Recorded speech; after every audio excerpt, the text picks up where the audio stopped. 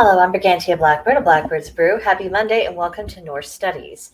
Now, for those of you who may not be aware, Mimir was once one of the Aesir tribe of gods, and he was considered to be the wisest of them all.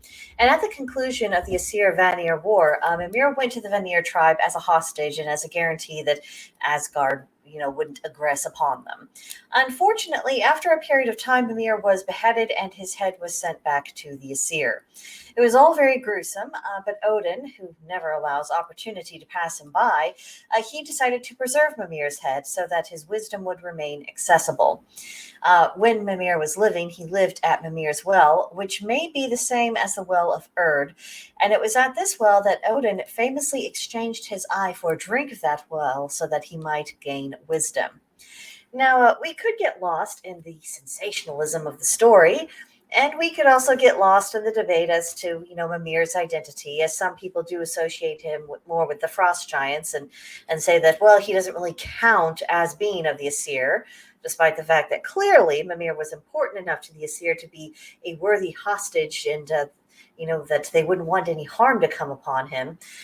But those kinds of details and those debates, they're really beside the point, aren't they? What actually matters, at least for the purposes of today's video, is what drinking from Mimir's well really means. It comes at a cost, and that sacrifice might be dear. Even though it's worth it, the sacrifice required is no small thing. Wisdom is not free.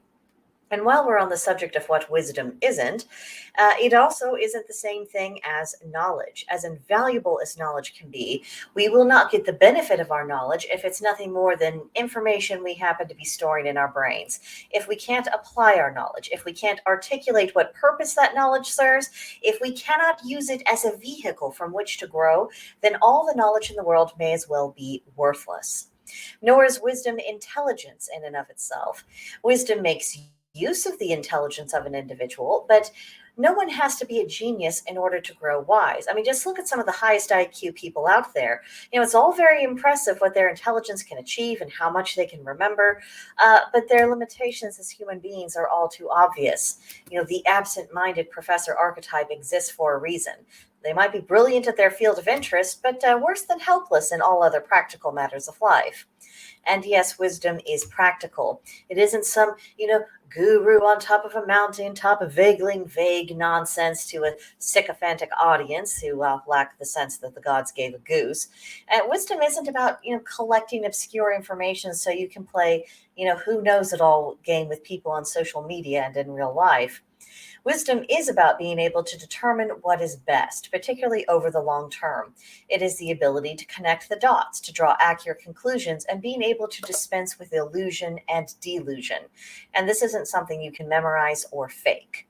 To gain wisdom, or to more accurately grow into wisdom, it will require living life, making mistakes, feeling the hurt from those mistakes and learning from that experience without going into a complete emotional tailspin. It's about learning to manage risk and how to adapt. Wisdom is about maturity and just getting on with things. Drinking from Mimir's well will result on having your eyes open as to what is immutable in life and what can be subject to our will, and learning well the difference between the two.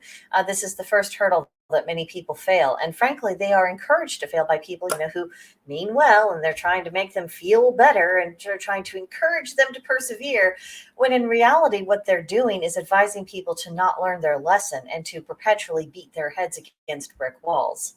Wisdom is about accepting correction when it comes, and when we discover that our favorite ideas, which we might have thought was just the height of brilliance, are actually anything but, instead of dwelling on that disappointment or rejecting it, we have to adjust our views and then move forward with it. It takes courage, and it requires playing the long game and learning to dispense with the counsel of fools, which means that to grow in wisdom will require exercising judgment. That's a most uncomfortable prospect in our day and age, as people have been conditioned to have this allergic reaction to even the idea of judgment. But we are not here to follow the fashions or the follies or the foibles principles of the crowd. Our task is to be a drinker of the will of Mimir, and we've got to let go of anything that prevents us from doing so. So that's what I have for you this week. I'll leave your own opinions, thoughts, and impressions in the comments for me below, or come see me and the rest of the gang at Blackbird's Brew on Gilded. Link in the description box to join us. Just click on it. It'll take you right to us, and you would be very welcome. But that will do it for now, and I'll see you next time. Bye.